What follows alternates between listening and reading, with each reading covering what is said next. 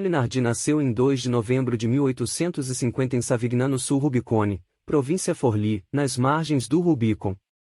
Sua família era católica romana e seu pai era um comerciante. Aos 17 anos foi soldado voluntário sob o comando de Garibaldi, e participou da Batalha de Mentana, 1867, contra as forças pró-papais de Napoleão III, recebendo 2 medalhas por bravura. Enquanto estudava antiguidades em Florença, ele conheceu uma família inglesa, que se interessou por ele.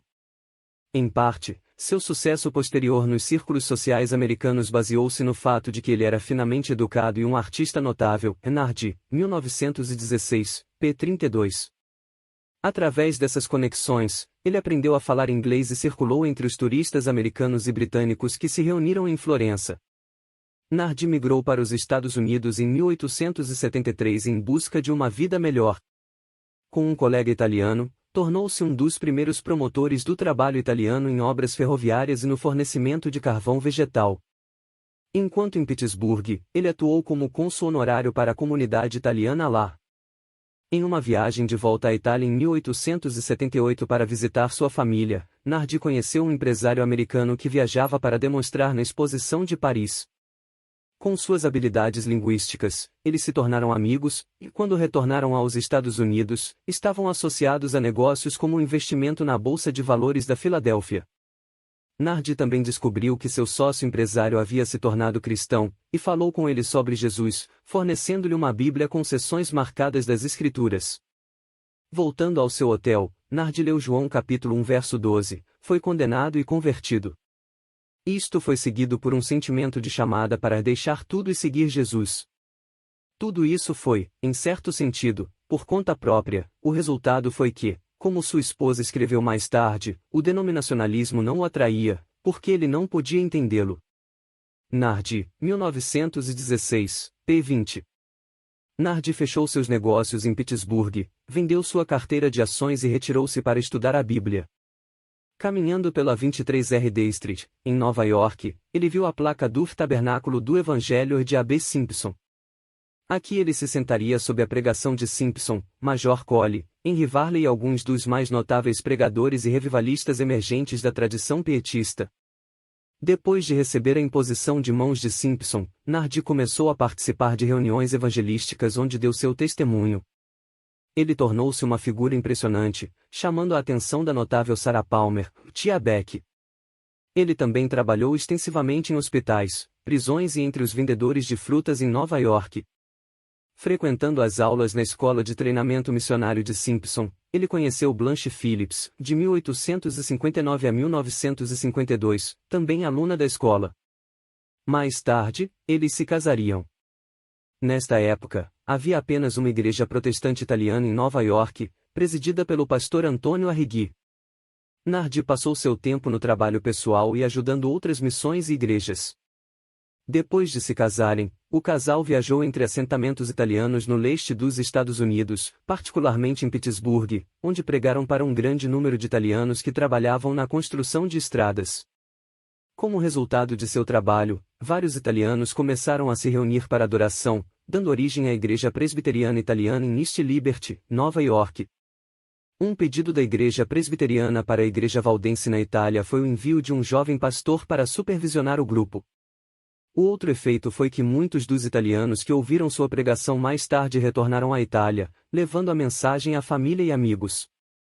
Nardi ouviu falar sobre a chegada de muitos italianos em Chicago, e em 1889 foi lá para pregar.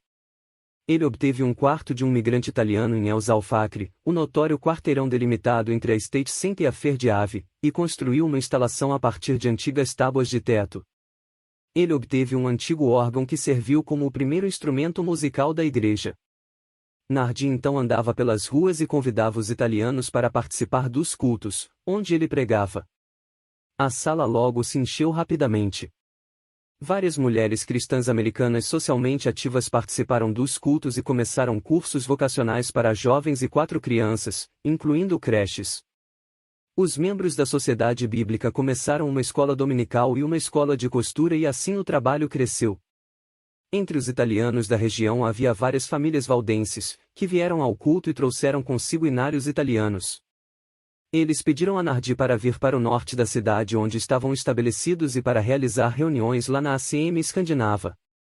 Através do comissário de terras para a Ferrovia do Noroeste, com quem Nardi teve contato, ele obteve uma sala na qual a primeira Igreja Italiana em Chicago foi organizada, 54 membros reunidos em 17 de abril de 1892.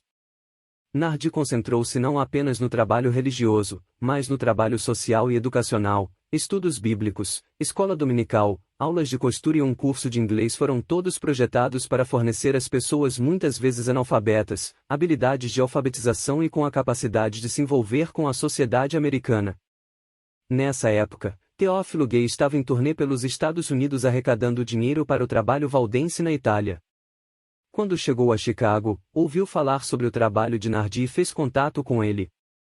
Ele ficou impressionado com as igrejas que Nardi havia começado, e, tendo acabado de voltar à própria igreja valdense depois de um extenso período na Igreja Metodista Episcopal na Itália, estava em posição de ajudar com seu pedido de assistência. Nardi perguntou se a obra italiana poderia enviar para a Itália um jovem cheio do Espírito Santo, ao que Gay respondeu que havia uma pessoa assim, Filippo Grill, que tinha estado nos Estados Unidos, e que seria capaz de voltar para assumir a obra. A Igreja Presbiteriana, particularmente o generoso Henry Villing da Quarta Igreja Presbiteriana, com a qual Gay já estava trabalhando em termos na sua própria arrecadação de fundos, ofereceu-se para pagar o salário de um ministro para a congregação italiana. O local foi encontrado na West Ohio Street, e Filippo Grill assumiu, com Nardi retornando ao trabalho evangelístico, como iniciar uma terceira missão italiana em Chicago em 1891. A Igreja Presbiteriana Italiana, portanto, tornou-se organizada sob Grill. A superintendente da escola dominical era Rosina Balzano, que era esposa de Luigi Francesco. Nardi continuou seu trabalho evangelístico, ocasionalmente ameaçado por aqueles que sentiam a competição de empregos com imigrantes italianos. Ele continuou a fazer o mesmo tipo de trabalho, no entanto, fundando uma série de outras igrejas presbiterianas italianas, todas as quais também foram supervisionadas por pastores valdenses importados da Itália.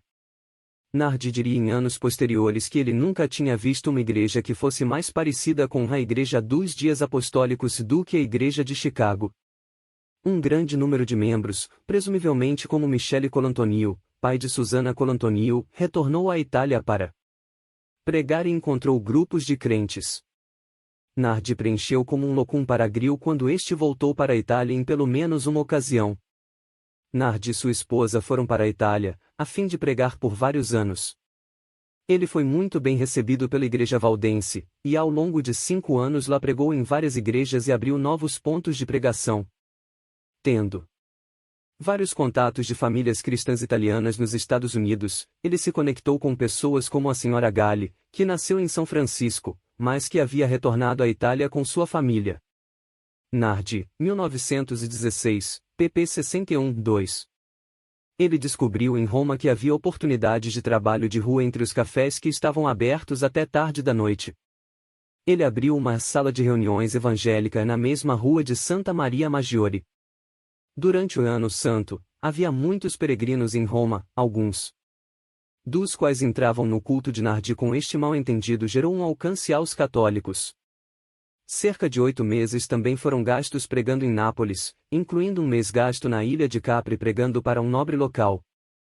A capacidade de Nardi de apresentar o evangelho com simplicidade e poder fez com que um número de convertidos se tornasse membro de igrejas evangélicas. Como Simpson, ele pregou a segunda vinda, a segunda bênção do batismo no Espírito Santo e todo o conselho de Deus.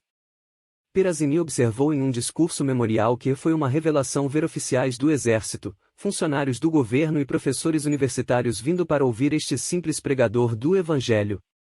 Muitos de seus convertidos são até hoje um poder nas igrejas de Roma. Nardi 1916, p. 112. Retornando aos Estados Unidos, Nardi continuou o trabalho itinerante entre as comunidades italianas, e eventualmente, tornou-se pastor das obras italianas do Tabernáculo da Rua Broome e da Igreja Memorial da Rua Caorton. Em maio de 1913, sentiu o desejo de voltar à Itália para evangelizar. Em seu último sermão na Caorton Street Memorial Church, ele previu que não os veria novamente. Giuseppe Petrelli estava com um pequeno grupo que o acompanhou para vê-lo. Tivemos um serviço no navio a vapor, depois aguardamos a partida do cais. Parece que agora estávamos olhando para aquele belo casal, ele, a figura alta e esbelta, e sua amada esposa, a nobre mulher cristã, a mais poderosa ajudante humana do Sr. Nardi. Enquanto o vapor se afastava lentamente nos saudávamos, pensei naqueles dois velhos indo novamente evangelizar a Itália, e disse a mim mesmo, quem sabe se nos veremos novamente deste lado do rio, e quando os passageiros não eram mais distinguíveis, partimos. Citado em Nardi, 1916, p. 138. Chegando à Itália, Nardi começou a pregar em Rapallo, onde o principal advogado americano e colega associado de A.B. Simpson, Philip Mauro, através de um intérprete, tinha construído um pequeno número de seguidores durante sua residência lá. Nardi também pregou ao longo da Riviera e conduziu reuniões evangelísticas. Visitando Roma, e tantas pessoas que haviam sido convertidas por sua pregação durante sua turnê anterior. Apesar do conselho de um médico de que ele tinha endurecimento das artérias, ele continuou a pregar e quando ele se retirou para sua cama, foi apenas 6 dias antes de morrer em 21 de julho de 1914. Ele foi enterrado em Rapallo, cercado por ministros evangélicos que o conheciam e alguns de seus convertidos.